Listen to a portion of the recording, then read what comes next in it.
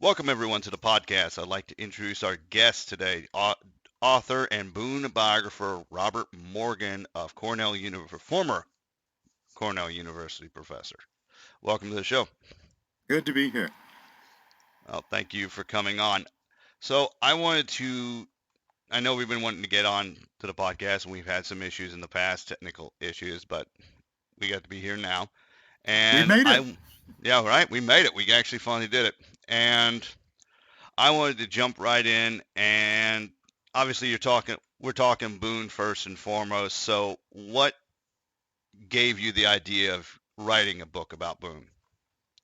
Well, I grew up on a farm in the Blue Ridge Mountains, and my dad was a hunter, an avid hunter and trapper, and Boone was one of his heroes. So I grew up hearing about Daniel Boone. Hmm. Daniel Boone's mother was a Morgan, and my dad thought we were related. It turned out we are, actually. We descended from the same family in Bala in North Wales.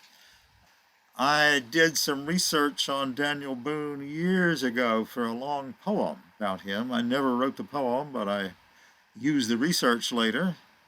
Way back about 2003, my publisher, Algonquin Books, got interested in doing nonfiction books. Hmm. My editor said, "Would you like to write something in nonfiction?" And I said, maybe. She said, "What would you like to do?" Well, I said, biography. I love to read biographies. She said, "Well, who would you like to write about?" And I said, "Edgar Allan Poe and Daniel Boone." She asked the marketing department which they would prefer, which would sell better, and they said Daniel Boone. So I had an excuse to spend about 3 to 4 years searching Daniel Boone and going to all the places he had lived and hunted. Nice. I really enjoyed research, I discovered. I'd been a fiction writer and a poet up to that point. I loved going to Kentucky and Missouri and Pennsylvania, Virginia and North Carolina, all the places he had lived and hunted. Yeah. It was a very good project. I think the timing was right. Suddenly there was a lot of interest in the frontier and in early American history. So I really enjoyed that and really studying the colonial period. Freemasonry, Daniel Boone was a Freemason, and learning something about his life, his health, his techniques for hunting and trapping. Hmm. So I got to spend, I guess, almost 4 years researching that and writing it. Nice. And the book took off. It's the only book I've ever published that sold out before publication date. They had to, I went on book tour and there were no books to sell. They'd all sold out It's pretty much. mostly. Oh, hey, do you Uh-huh. want to? Oh, I okay. I'll sign the book you already bought. That was pretty much it on that, huh? Right. Well, I could talk a long time about Daniel Boone. What's your next question? Well, I was wanting to know for Boone, what was your best place that you liked visiting that he's been in? Like, Well, there were several. I guess the last place I visited was up in Missouri. His hmm last home was in Missouri, St. Charles area, and there was this beautiful rock house built by him and his son Nathan right toward the end of his life. And I found it just to look at it, to see the work they had done, and also to see how it resembled the house in Pennsylvania where he was born. hmm, So all those years later, he had remembered those big rock houses in Missouri, and he and his son, with some help, built one probably more beautiful, even bigger than the one he had been born in. holy cow. And I love the Missouri countryside. It was a wilderness when he moved there. Went There were there. still Indians, and that meant a lot to him because you don't have a wilderness without Indians. It's a Yeah. contradiction in terms. I mean, once the Indians are gone, the game will be gone, and civilization will move in. So certainly, Hmm. Missouri was one of my favorite places. Nice. Yeah, I learned about Daniel Boone, from the old school Disney shows and all that, and then listening and hearing about how you were talking on another podcast about Daniel Boone and his upbringing and how he acquired certain ailments throughout his life. It got me thinking about what I've been doing in the podcasting, and I wanted to always talk about, the mountain men and historical figures, and what they had to face and what they had to deal with. And so that's why I obviously contacted you. And so I wanted to get into that. What ailments over the course of his lifetime did he acquire? Well, several. He was exposed to weather, to cold, to rain uh, for a long time when he was young, and he got terrible arthritis. Hmm. It really, in middle age, it began to attack him, and at times he was almost unable to walk. So people would have to help him and carry his rifle for him. His wife would sometimes go with him, Hmm. carry his rifle. So fairly early on, he really was impaired somewhat, Yeah. but he was such a skilled hunter that he knew where to go to get the deer, where to wait for them, that sort of thing. Hmm. And in bear hunting, his favorite hunting, I think, was bear. At one point, he hunted in the Big Sandy River, headwaters Hmm. of the Big Sandy River, killed over 100 bears in one season. Wow. He was with family there, his daughters and some of his sons-in-law and sons, and they would camp out near the headwaters of the Big Sandy near Pikeville, Kentucky, and boil the bear meat for the oil, Hmm. render it down. That was the thing that sold best. They also made bear bacon. They would I haven't lie had that at either. fires. And also the hides. They could sell the hides. So they Hmm. would go in the wintertime. It was his only way to make a living in those days. He had lost Yeah. everything. All of his land, he had lost that, his stores, his surveying business was pretty much over. He was broke and he had arthritis. So they would go up there in the wintertime, spend the wintertime hunting bears and rendering the oil down and come down, I guess, with pack horses and bring it down Hmm. to sell in various places. But the way he hunted bears probably was mostly with dogs. He had dogs, and they obviously find a trail and follow the bear and tree it. And they had horses to carry bear out. If you're hunting bear, one of the big problems if you kill one is how are you going to get it out? Yeah. You have to have a horse or some kind of motor vehicle now to get Yeah. it out of the woods, and they would bring it back to the camp. Now, when I published Boone, a biography, I began it in Pikeville, Kentucky, close to the gap where he first entered Kentucky, Mm. way back in about 1767, I believe. It seemed like the place to launch the book. And there Right. were local historians there, very interested in Boone and in my book.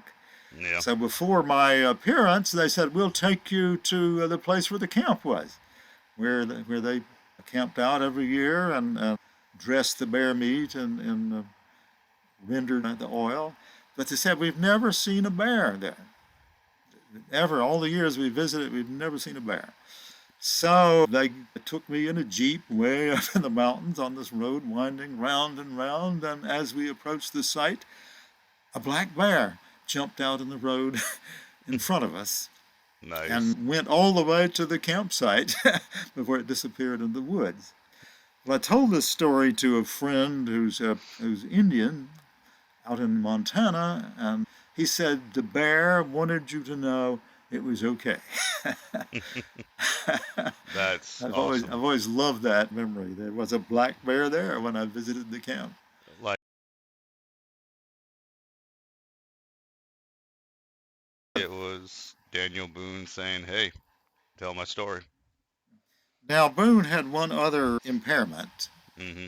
Beginning in late middle age, he developed cataracts, Ooh. and he could not see as well. He'd been such a crack marksman, Hmm. but he simply was not the marksman he had been because his eyesight was not that good as he got into old age, late Yeah. middle age and old age. And you can imagine this would change his hunting habits so Yeah. much. Now, they shot deer and other animals around salt licks. So he would hide near a salt lick, Hmm. probably with a friend, and wait for the game to show up: elk, deer, bear, Yeah. and others. And since he would be close by, he didn't need to have such great eyesight. He could He just see the also shapes. was hunting with people who had better eyesight. Uh, Yeah. but late in life, Boone went into the woods, arthritis, bad eyesight, partly just to be out there in the wilderness. He Hmm. had Indian friends, Indian relatives, Shawnee relatives who had gone to Missouri. And they would paddle up the river. They would explore new parts of that wilderness. It was pretty wild. Once he went up the river as far as Yellowstone with a group of trappers and hunters, and he probably was so old he didn't do a lot of the shooting and even a lot of the trapping, but he was with them. He wanted to see the West. He wanted to go to the Pacific. When Lewis and Clark expedition stopped in Missouri in what is it, 1804, I guess, I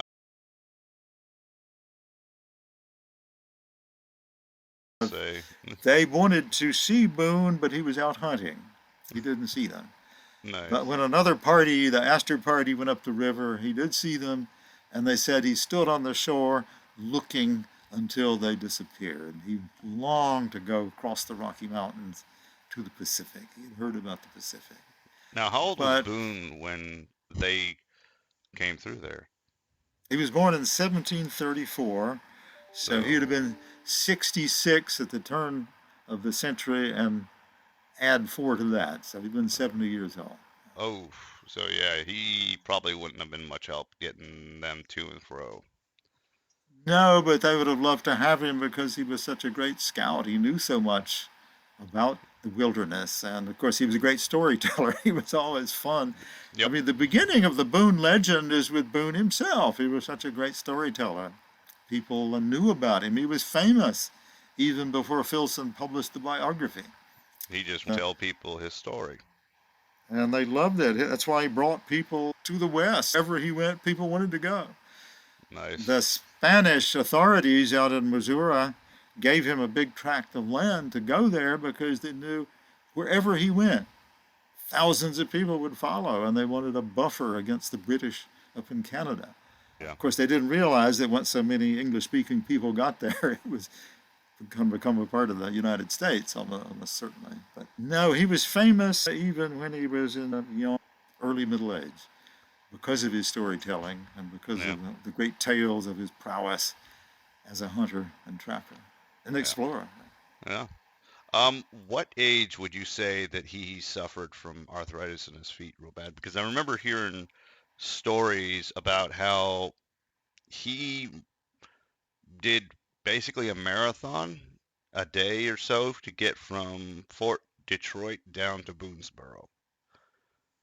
Now he fled from his Shawnee relatives near some salt licks in Hmm. Ohio, and it took him 4 days to get to Boonesboro. Okay, And so he had they a were about. horse.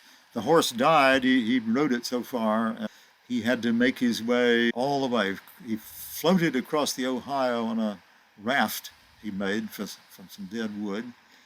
And he had nothing to eat until he shot a buffalo at the Blue Licks, or near the Blue Licks. He had a piece of a rifle for which he made a stock and killed that buffalo. Broiled the hump. The favorite part Hmm. of a buffalo is the hump, the sweetest Hmm. meat, and then made his way all the way to Boonesboro. Now his father, his Shawnee father, Blackfish, was sure he would die because how could he possibly make his way? The Indians thought that white men couldn't possibly make their way through wilderness, but they discovered, to their sadness, that Boone and some of these scouts could always find their way They through the taught them woods. well. So he did make it back to Boonesboro and in fact, finished the fort before the Blackfish and the Shawnees attacked. Wow, that He he was could, probably what was he 20 sums when he ran when he did that, or a little older? no, that would have been in, gosh, 1778, and he would have been 44, wouldn't he? He's born in 34, Mm-hmm. 78. He's 30, No. he's been 44, yeah. But he was already beginning to feel arthritis, even Mm, by then. It didn't become serious until a little bit later. By the yeah. time he left Limestone up on the Ohio and moved back to Virginia, what we now call West Virginia. He was already suffering severely from Mm, arthritis and depended on his store and trading in furs and ginseng, things like mm-hmm. that, and not so much on his hunting at that time. And Yeah. later, of course, when he was hunting bear, he had his sons and grandsons and his wife. She was a terrific marksman, by the way. Rebecca Boone was a very good shot, and some of those bears almost certainly were killed by Rebecca No, I guarantee it. and not by him. Yeah. I know a thing or two about arthritis in the feet since I was born with bilateral club feet, so I know a thing or two about pain when walking. So that kind of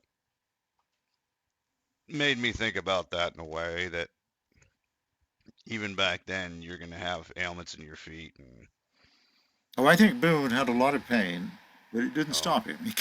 He kept going, and occasionally he had to be carried, especially across streams. He had people with him who would carry him. oh, That yeah, suggests that at times he really had severe arthritic pain. Not yeah, always; it would come and go. yeah, yeah, I know that. I was just feeling some pain today that made me start limping at work. So, but for me, it's the thing I want to do, which is my dream hunt, which is to hunt a mountain goat or a sheep, and that's gonna hurt. Got to walk a long way, Hmm. climb those mountains. Up a steep hill with bad feet, that's a fun one. I'll still do it though.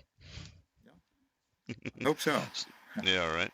So I know Boone lasted till he was 88, He's 86 when he died. 86. Yeah, I remember hearing about how a historian or a painter, it was a painter, I believe, visited his house, and I remember hearing about Yeah, Chester Harding yeah, Chester Harding, came from Massachusetts. and painted what was he? He painted him when he was young, like he was younger, or he painted the painting when he was like he was older. He was older. He may Hmm. have touched it up to make him look a little bit younger, because he would Hmm. have been. This would have been when he was about 80. Yeah, made him look But like he was 60. I think it was Harding, Chester Harding, who asked if he had been lost, ever been lost, and Boone said, "I have. What do you say? I have been bewildered some, but I've never lost." It's like, have I been here before? Nope. Okay. So yeah, I think the thing that made my day about Boone was him making, what was it, three coffins? Yes, he was Nathan. His son Nathan assumed that he had died in the woods. His companion came back and said he had died, so Nathan had a pine coffin made and went to get him, went to get the body, and Boone had recovered. So brought him back home, and he said that coffin is just not classy enough. I don't want to be buried in something like that. So he gave it to a relative and had one, a very fine one made of either cherry wood or what was the other? Or was it oak? Or wasn't it oak? Or maple? Was it? But that wasn't good enough. So he had yet another one made, and he Yeah, would that. take naps in it to amuse the children or to scare them. And as he was sick and dying, he would touch it. He would touch it to make sure it was the quality that he desired. And was it cherry and maple? One or the other. But he Yeah. he kept it beside him there and I think it showed his easiness, his confidence, his lack of fear. Hmm. And his death was an absolute classic one. They talked about beautiful deaths in the Hmm. 19th century, and it was the perfect one. He knew it was coming. He had one of his favorite dishes, I guess. His favorite daughter in law sang hymns for him, sang songs for him. Hmm. He said to them, "Don't worry, I've had a long life. I feel good. I'm at peace. I've tried to never do any harm, but to live in peace with everybody." Yeah. And he died with Nathan holding one hand and Mima holding the other, his favorite daughter. And it was just peaceful. Everybody was sad, but it was at the same time. And I remember hearing about this. I think it was from you. Back then, they celebrated in such a way that they were actually happy and joy it during his passing. Right? They believed he had been a good man. He Hmm. was a believer. He believed in a general way in Christianity and in the Indian beliefs that Hmm. he had acquired. He had been very close to Indians and learned a lot from them. And he had sort of combined Christianity with the Great Spirit in both worlds. Yeah. Well, he lived a great life. It was a hard life, and he had to deal with physical ailments, but he adapted and he definitely persevered in the I wilderness. think he had at least one regret, Hmm.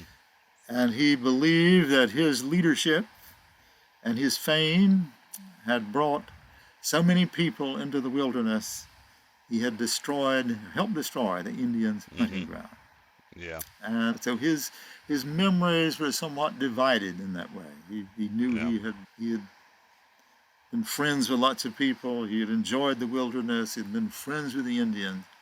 But he wasn't sure about what he had done some damage also by Hmm. bringing so many settlers, surveying land for people. Kentucky had gone from a great wilderness, a paradise on earth when they got there. Buffalo, elk, savannas, great streams. By the 1790s, it was heavily settled.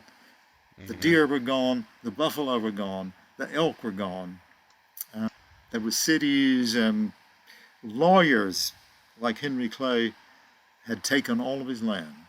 Oh, wow. Not just his land, Simon Kenton, the other great frontiersman, lost all of his land in lawsuits and later moved to Ohio. Yeah. So they didn't need Daniel Boone. Once civilization moved in, they had Yeah. schools and churches, and people were studying Latin and were very greedy. It wasn't the kind of place. Boone was a hunter. He believed in sharing everything he had. Yeah. The frontiersmen shared. They killed a deer and brought it back and gave pieces to everybody, Yeah. like the Indians did. I mean, they would share what they had. Yeah. It become a very grabby, a very stingy place, and that's why he wanted to move to Missouri, where there were still Indians and still wilderness. Yeah. Well, it's good that he was able to do that, and he was able to go on several adventures before his eventual passing, which again, that was still cool with a coffin story. Yeah, he actually went up to Missouri as far as the Yellowstone, apparently. Yeah. uh, Hey, Came back with a treasure of furs and hides. he's like, yeah, I just came back. They gave it to me. So I know wanted to talk about Boone, and I wanted to get touch on a few other mountain men that you have knowledge on, and just get their idea of how they had to endure and what they've done as well. And I wanted to start with Kit Carson. Now, what did Kit have to endure that eventually led to him having issues? Kit Carson, in my opinion, is the greatest scout of them all. Hmm. He was related to Daniel Boone by marriage, and the Carson family followed the Boone family from North Carolina to Kentucky to Missouri. There was a close, they never met. Carson was born in 1809, I believe, while Boone was still alive and was in Missouri, actually. Yeah. But Carson was not a big man. He was he had a small physique. He never learned to read and write, but he had a photographic mind. He remembered everything he ever saw. He knew at least a dozen Indian languages. He knew Canadian French and he knew Mexican Spanish. He was such a outdoorsman that early on he got heart trouble. He had angina, and this gave him great pains. I mean, it's a very painful thing. But it's not surprising he spent so much time hunting in all kinds of conditions. He once took Fremont's party over the Sierra Nevada Hmm. pass in January when the snow was, like 12, 14, 15 feet deep. Jesus. He actually got them through. He was such a great guide that the people he was guiding always made it. Broken Hand Fitzgerald and the scout named Smith took Fremont across a pass and they almost died later. Carson wasn't on that.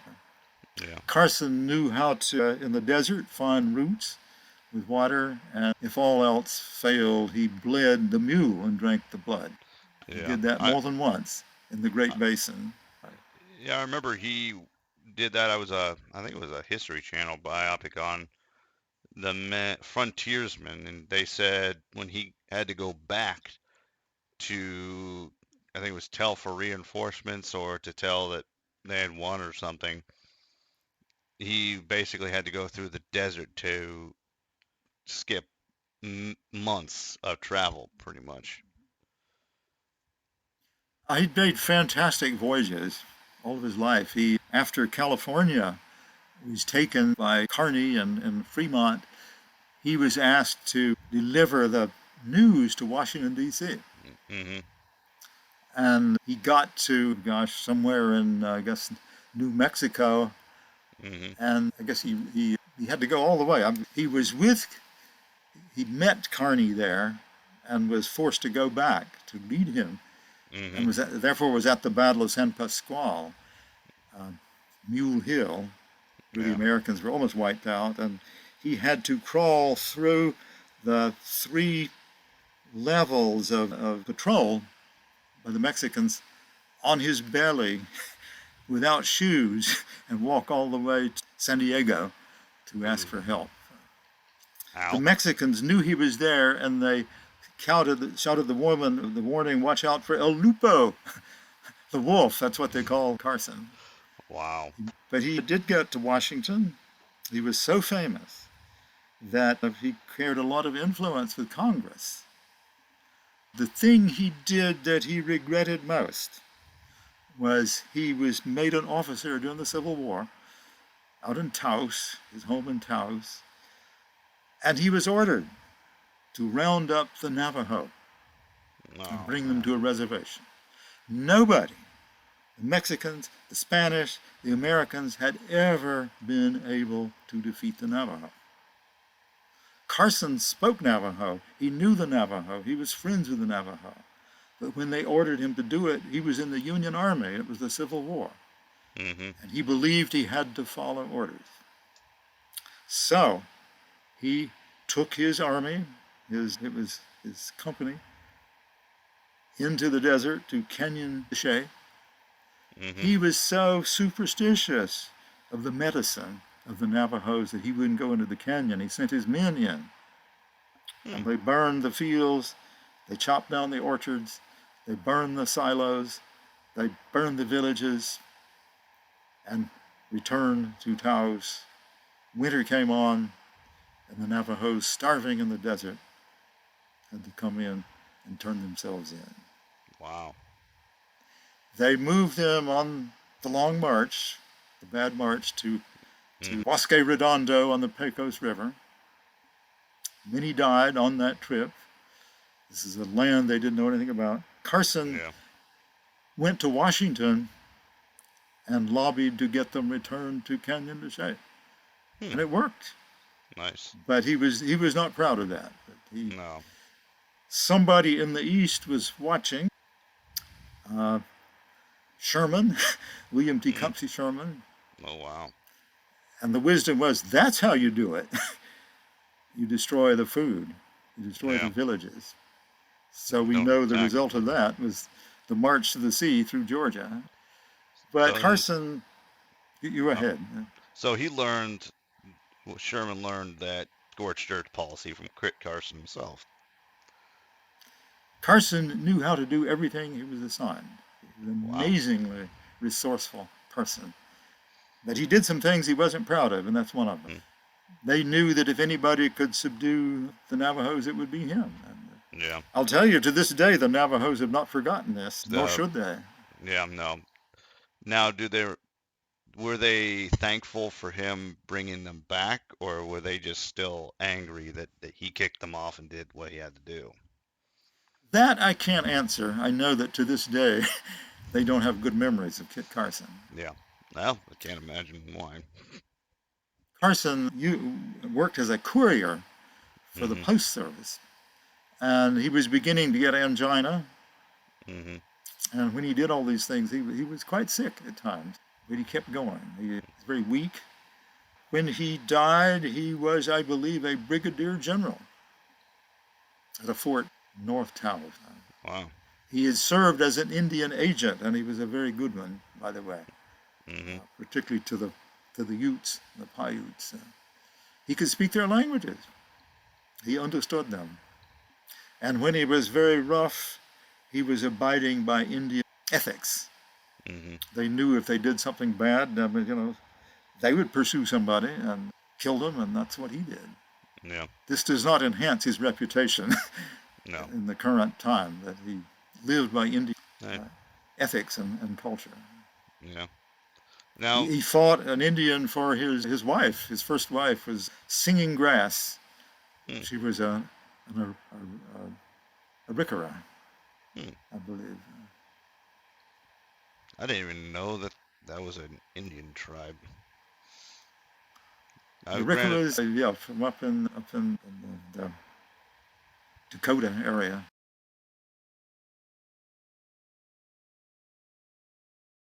yeah, Nebraska. I know the big named ones, but I don't know the lesser named tribes. I know that for a fact. I know, like I said, my grandmother, she always talked about the Cree and the Shawnee and other place. Dear good Lord, what's the one in Kentucky? Shawnee, and there are many people who claim Kentucky, but when Boone first went there, the Shawnees were claiming part of it, the Cherokees claimed part of it, That's the one. but the people who really controlled it most at that time were the Iroquois. It was their buffalo hunting ground, Mm, and if anybody tried to establish a village there, they would burn it. The Shawnees established villages, and they got burned out. well, The Iroquois, after the great fur wars of the 18th century, mm, controlled parts of Kentucky for a long time. They well, were a huge, huge nation, and they had the manpower and the will to use it as their reserve, their buffalo hunting reserve. well, got to keep the buffalo in numbers in order to eat for wintertime. So that works. But they had the Now, deer and the bear in the east, I, but the buffalo country was in the west. yeah. Chicago Way was a Shawnee. Oh, yeah. Her native tribe was the Shawnees. I know that she met up with the Shawnees from her brother, I believe, Right, right. in what was it, Utah or not Utah? It was close to the No, Rockies. it would have been probably in Montana, Yeah. North Dakota. They went up the Missouri River and The encountered Shawnee, her. the Shawnee traveled a great distance from that area, from Kentucky all the way up there. No, they were not in Kentucky. You think Oh, of the Shawnees, or not the oh, Shawnee. Shawnee. Okay, yeah. Shoshone lived west of the mountains, but they had to cross the mountains to buffalo hunt, and Mm, that's how she got captured. They were across the mountains hunting for buffalo. ah, The yeah. Shawnees had lived all kinds of places. They had lived in North Carolina at one time, some of them in Pennsylvania. They'd been split up, and at Boone's time, they were primarily living in Ohio.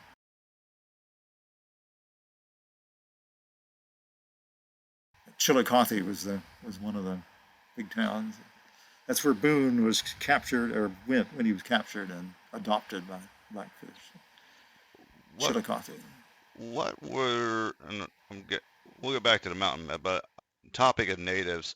What were the native tribes' reactions to people in their particular tribes born with disabilities or getting disabilities later on? I think they protected them. Back to the ethics of the hunter, they would bring the game home and share it, particularly with the elderly people, Mm-hmm. and certainly with people who were afflicted. Hmm. couldn't hunt themselves. No, this thing of the community of sharing was very important among the native tribes that we know something about. Hmm. Everything was divided. The idea of individuals owning land was incomprehensible to Indians. The tribes would claim hunting territory, but it was not an individual thing. It would be a tribal or a nation. A nation would have Hmm. certain, and it would be not land, but the game on it. That is, it wasn't the soil that was owned or was claimed. It would have been Hmm. the fruits of it, what Yeah. you could grow, what the game that you could kill, the maple syrup, I suppose. They used maple syrup as their sweetening, usually. By the way, Daniel Boone and his wife made maple syrup every spring. That was something they did. When the Nice. bear hunting season was over, they'd go and tap the maple trees. Make that and make some money and have some sweetener for the bear meat when you go and make bear bacon. Well, they would share it out with their family, certainly. Oh yeah, pure maple syrup is the best. I can't go back to the store bought corn syrup stuff anymore. Yeah, Cairo syrup. Oh good lord, it, you seeing the viscosity of those? I'm like, no, no, no, no. I want the good stuff. Give me the high quality. Where I grew up, it was sorghum molasses was the sweetening. My grandpa Sorghum. was a great expert at making sorghum molasses. Hmm. Sorghum is a kind of cane. Hmm. I've Blackstrap ne- molasses are made from sugar cane, but sorghum is made from the sorghum. It's like corn or kind of I've stalk like corn. never had sorghum molasses. Hmm. It's awfully good Yeah, on hot I imagine. biscuits, butter and hot Oh, biscuits. oh, good. Now you're talking my language here. So I know the native tribes, Tecumseh, he ended up getting a limp from, I want to say, horse riding. I know I'm going I off the think he top of was my thrown memory. by a horse. Yes. Yeah, horse. Yeah, thrown by a horse. How did they view him after his injury? Well, he was so good a hunter that he overcame it. Hmm. That he limped, but didn't make any difference. I mean, he was a superb hunter as well as a warrior. Hmm. But he was also probably the greatest orator in American history. When Yeah. he spoke to people, he was a preacher essentially. He could mesmerize an audience, persuade just about anybody of what he wanted to persuade them of, which was join the Pan-Indian alliance to Hmm. drive out the white people, to defeat the white people. Yeah. But he was a terrific hunter, and if he couldn't walk as fast as other people to make a difference, he was a good rider. Yeah. Uh, The horse makes up for the limp. but he was his brother, the prophet, was disfigured and I think blind in one eye, and not a good hunter as far as I know. But he was a spellbinder. He could Hmm. convince people. He was a great medicine man, and he had received orders from the Great Spirit. They worked in tandem, I think, to some extent. But prophet wasn't as reliable as Tecumseh. He sometimes was a drunk and was Yeah. unpredictable. Uh, Now, Tecumseh, go ahead. oh, I was I know from a map I saw a while back ago from the proposed Pan-Indian territory. It was Ohio, Indiana, Illinois, Michigan, and I think one other state, wasn't it? And they hoped going south into Alabama and Mississippi Hmm. to the Gulf. That, Oh, that was the dream. they To wanted to have cut this. them completely off. Well, in his sermons, he would say, drive the white people back in the Atlantic Ocean where they came from and recover the continent Mm, for the Indians, for the native people. He was down in Alabama preaching to when one of the great Muskogee leaders was in the audience. I think it was, mm, gosh, who was it? Red Feather, Red. mm. And that leader challenged him. He said, I don't think you have the power, you don't have the medicine to do this. Yeah, And Tecumseh was not used to people telling them saying no. that to him. He said, when I stamp my foot, when I return, to Detroit. Hmm. It will shake your village down. And a little bit later, the great earthquake of 1811, 1812 did shake their village down. Gotta love that And Mandarin fault line. yeah, I think it made some believers. Oh, good Lord. That's always a That fun one, too. earthquake was so powerful it made the Mississippi River run backward for a little while. Now, that would be a sight to see, really. That would be. Well, it raised the land in a place so high that the river flowed backward for a few hours, not for days. Yeah. Well, just People seeing, like, saw it. I mean, yeah, the Mississippi River just heaved up into a hill, and went by back the same way it came, and then it came back away. Okay. created Reelfoot Lake, created the land of the Shakes, where Crockett had land and did his bear hunting. Yep. Now, did Crockett have any any disabilities or any ailments towards the end of his life? Or was he still pretty well in shape the entire time? I think he was pretty well in shape. I mean, when he lost his congressional seat and said, you all can go to hell and I will go to Texas, No? he essentially partied all the way to Texas. I mean, he was so famous that he had an entourage and they would go to this town and party and then to the next town. It took him several months to get to the Alamo, to get to Texas. And Mm-hmm. Pretty much. as He's far just as I like, know, he was in pretty good shape. yeah. Now, I want to get to Thomas Broken Hand Fitzpatrick. What was his story? I know less about him than I know about the others. I know he had lost some fingers, and Hmm. that didn't stop him in his scouting and exploring. He's considered after Carson, I think the best guide of the mountain men. He was with Fremont and he was with Carson some of the time, but he also was leading that disastrous expedition for Fremont where it was People almost died. with Smith. They almost died. They just Yeah. barely got out. But he was a close friend of Carson and was at the great rendezvous. All the mountain men would bring their hides down to a rendezvous, usually up in Wyoming, I think, in a place in Mm-hmm. Wyoming. And the Indians would gather to sell their furs also and bring their wives to serve as prostitutes. Not Hmm. something we talk about a lot in history, but No. it's a part of the Lewis and Clark expedition. There were Yeah. Indian prostitutes as well as Indians themselves. They would have games, challenges, rifle marksmen. Mountain men would choose wives. Sometimes that's what Carson did. Chose the young girl singing grass there at the rendezvous. Had to fight another man for her and won. Hmm. Carson never missed, by the way. He didn't want to go up against Carson. No.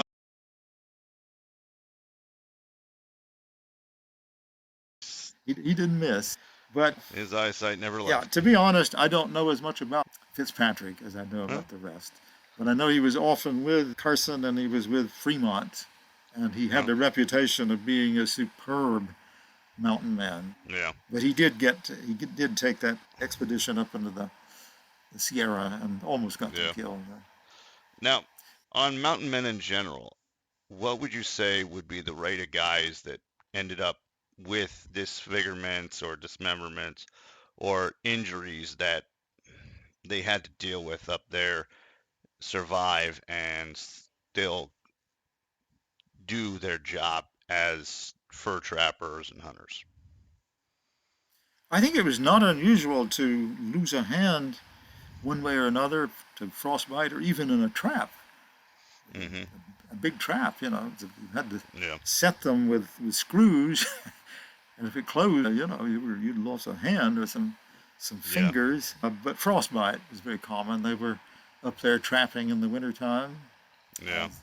the beaver had their thickest fur in the wintertime. But in many other ways, it was very, very dangerous, and many died, in fact, Mm-hmm. of Indians, and many were killed by Indians. They were killed rival trappers if they were encroaching on another. There were diseases passed on to the Indians sometimes, or passed from the Indians back to I mean, smallpox would take out a whole village. Yeah. Indians were very, very vulnerable because they didn't have the immunity, but also because they would sit with the dying people instead of isolating them. Mm. They considered it very bad to not stay with the people dying, and of course it was contagious, and they kept dying of it. No. They didn't need to give them infected blankets. I mean, the diseases passed so quickly from the white people to the Indians just without anybody trying to do it. If you had a bad accident in the Rocky Mountains, you were probably dead already if you Yeah. broke a leg or A hand. got bad frostbite in your Yeah. legs. It was that dangerous. If you had appendicitis, Ooh. you were probably going to die. If So you the had other, life-threatening things, a stroke, a heart attack, so it was extremely dangerous. And so they knew it. yeah. They knew it. So the That's why they guys. celebrated so when they got back to Taos or Santa Fe Oh, and spent I can all their tell. money. Yeah. So the guys that actually survived were actually probably a very small percentage of the men that actually went out there then. The names we know of the mountain men are a very small percentage of the men who went into the mountains. Those were the survivors, the storytellers, the people who wrote their own stories. I think some wrote their own stories. But it was very, very dangerous for several Mm-hmm. reasons. I mean, you could be shot in Spanish territory. You could be shot by the Spanish. I mean, you weren't supposed to. Be in that Kit territory. Carson's first expedition was to the Gila River, which was Spanish territory. They were not supposed to be there. They could have been shot by Spanish soldiers. Jeez. They went to the west there in Arizona, but it was prime trapping country because nobody had been there. They knew it. That's why they told the authorities, see, this was Spanish country, and the Mexican authorities that they were going north, and they swung around from the northwest to go to the Gila River. But yes, it was extremely dangerous. Yeah. They didn't live very long.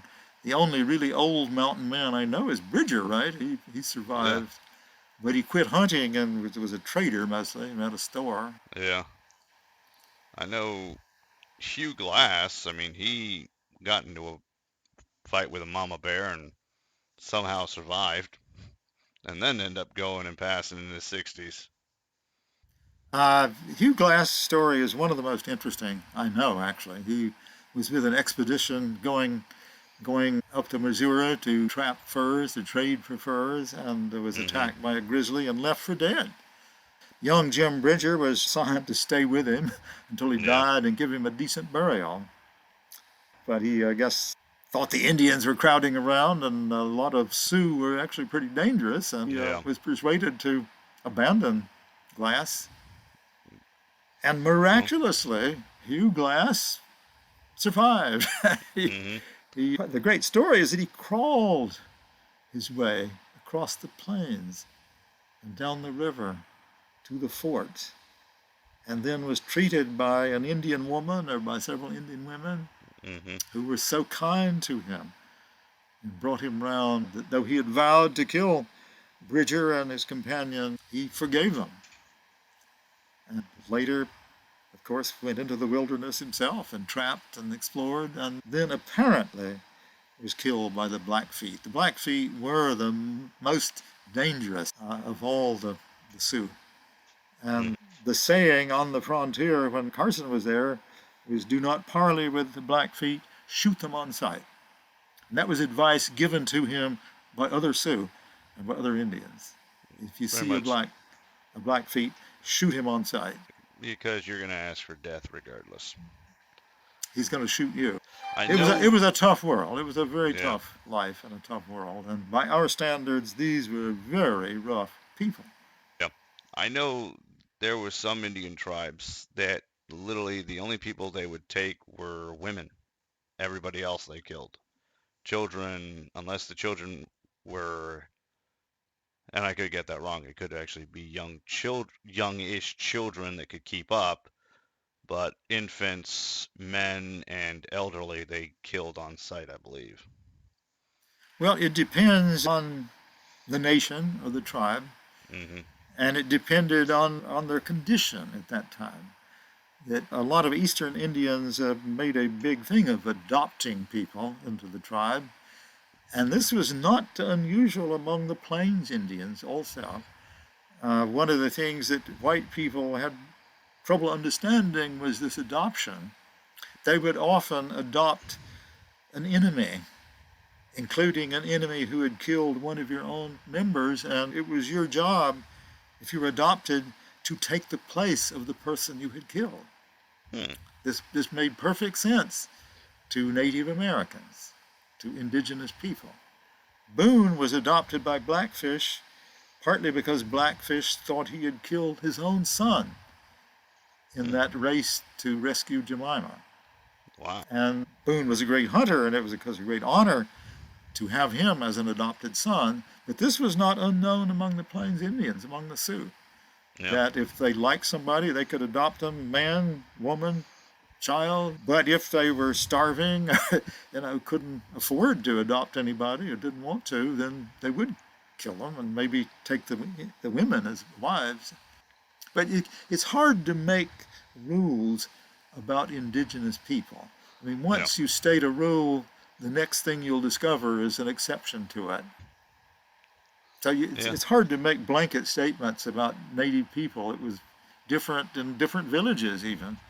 And often, when you went into an Indian villages, there would be somebody from other tribes visiting or adopted, French Canadians, uh, people who had been captured, even runaway slaves among tribes further east. Wow. People speaking different languages in the village. They were much more tolerant of different people than we would think, because we know the stories of how savage they were, how Yeah. they would kill everybody.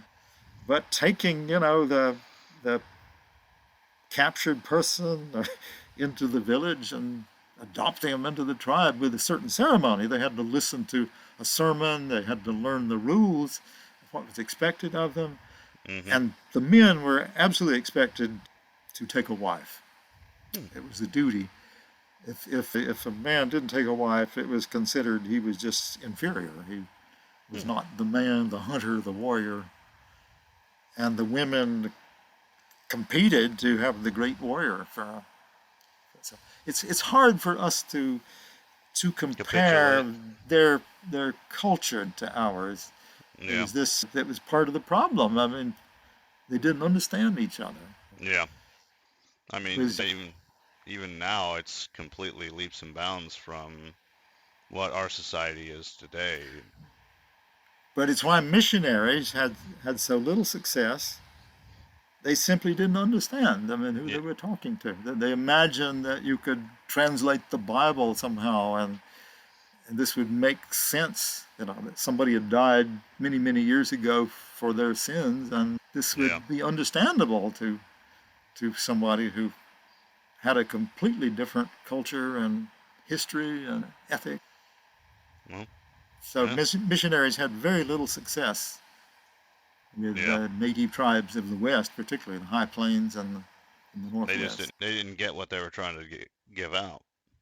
The Whitmans were killed by the Cayuse, Yeah. who were trying to pressure them to be like white people, Yeah. pressure them to have only one wife, to give up gambling, things that they had always done, and Yeah. to They couldn't work at even. farming. They had not been farmers; they were hunters. Yeah.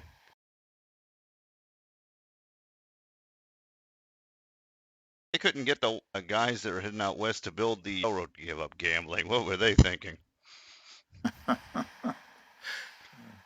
Uh. Well, sometimes the Roman Catholics had better success because they were just teaching them to perform the ceremonies. Yeah.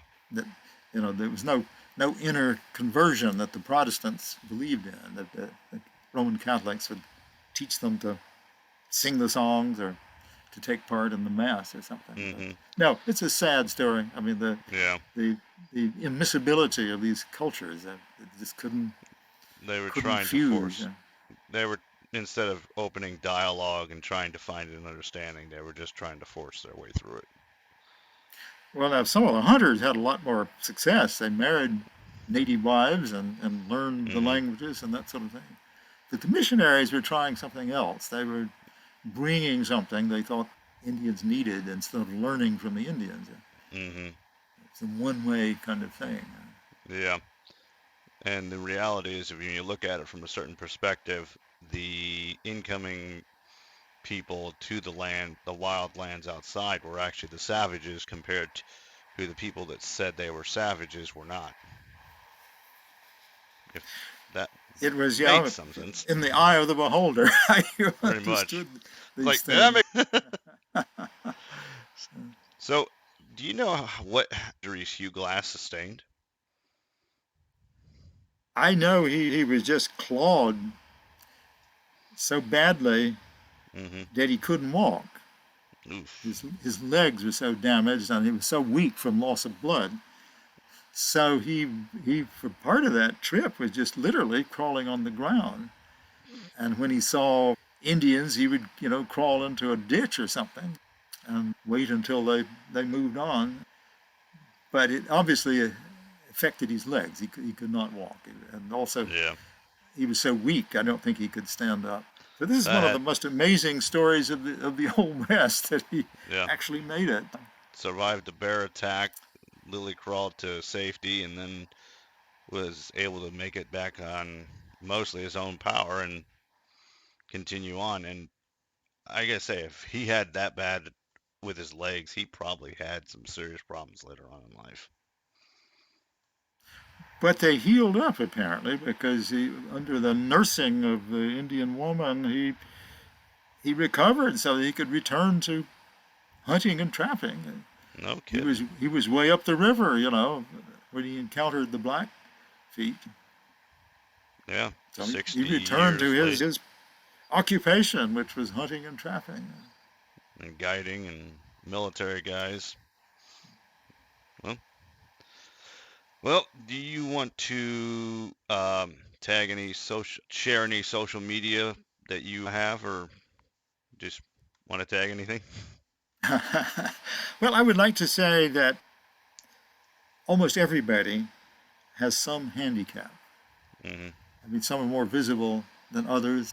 I remember when I started hunting, my problem was eyesight. I've never had very good eyes, Yeah, so I had to deal with that or overcome it. yeah, But I think this is a great subject, and yeah, encouraging people to enjoy the outdoors and the wilderness, whatever their condition is, oh yeah, to feel that they belong there. yeah. Now, is there any way, do you want people to reach, is there any way you want people to reach out to you, like Facebook or Instagram or? I have a website that is easily accessible. It's Mm-hmm.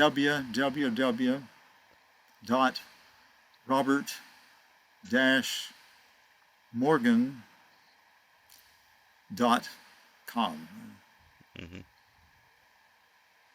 Well, I can always be reached through that. well, thank you, Robert, for coming on. It's been a long time coming, and I know we've been planning it for a while, and we were finally able to connect and get it Yeah, we done. finally did it. And it's also for my guest, this is the first podcast episode that is has a visual aspect. So if you see it on YouTube or wherever else, you'll be able to see my smiling mug and Robert's smiling face while we talk about history, which is one of my favorite subjects. So thank you, Robert, for coming on and being the guest. And remember, everybody, stay adaptive. My pleasure.